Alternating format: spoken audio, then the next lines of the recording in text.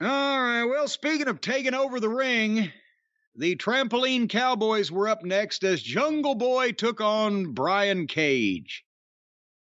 And Jungle Boy, when the match started, did 3 dives in the first 30 seconds. Cage powerbombed him on the apron, and they went to the break.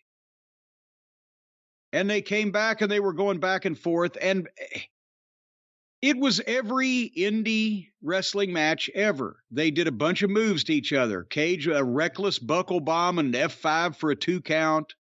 A sloppy on the ropes. And then finally, Jungle Boy started doing some and rolled him up and pinned him. And then they played the music again, the Baltimore, so the fans can sing, oh, oh, oh, oh, oh. It's always oh. Is it oh, oh, or oh, oh, oh, or ole, ole, ole, ole, or oh? Well, what else do you want? If it's not what's it going to be? A, E, I, or U? How would that sound? Let me hear it. Sometimes Y. Yeah, why? That could be it. Why? I yelled that a lot during AEW Dynamite, actually. How about E? Or even... That may be a tough one. But nevertheless, so they sing and then suddenly they play music. And here comes Christian in a suit and a sling. And Jungle Boy immediately charges him in the entranceway like he's going to attack a one-armed man on sight. And as he gets to him, Christian sprays him in the eyes with a spray of some kind, we assume pepper spray or whatever, then takes his sling off and hits his move on Jungle Boy on the floor and left him laying. So that hot program from 9 to 12 months ago is still fresh in everybody's mind. They get Christian back and put him right back into this. Is this what anyone wanted? They need experienced talent at the top of the card and people that can talk and carry segments. And so Christian gets plugged back in with Jungle Boy. Jungle Boy ain't at the top of the card. No, that's what I'm saying.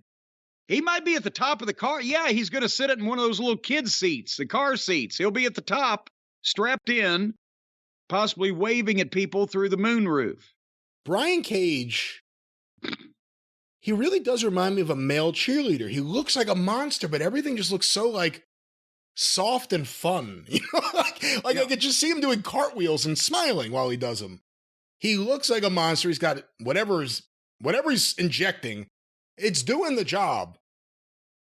But then he goes and he wrestles like he's not a monster, and we've seen it now from like a year and a half of no TV time.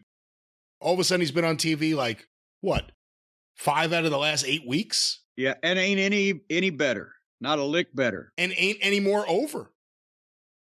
And this show is not any more over. Renee Moxley Good announced that there would be a confusing series of battle royals to pick teams for a 3-way tag team title match at the pay-per-view, but then the Acclaimed and Billy Gunn came in and said it'd be a 4-way because they won in it too. So now they can just say that and it becomes a thing. And they're going to have some type of battle royal to I don't know what the fuck. It's going to be a 4-way tag team title match to ensure that we all get tired of everybody. And these promos are not helping the Acclaimed, as I mentioned.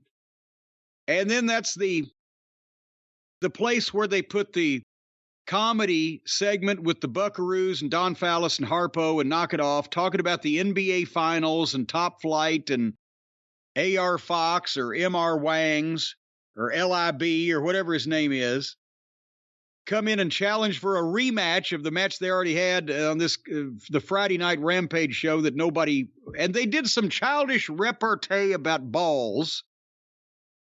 And then Matt Buckaroo took the basketball and hit his cameraman Cutlet in the balls with the ball. And Tony pays them thousands and thousands of dollars to do this to his television. Well, technically millions and millions of dollars. And yeah, that's exactly I mean, per show, thousands and thousands.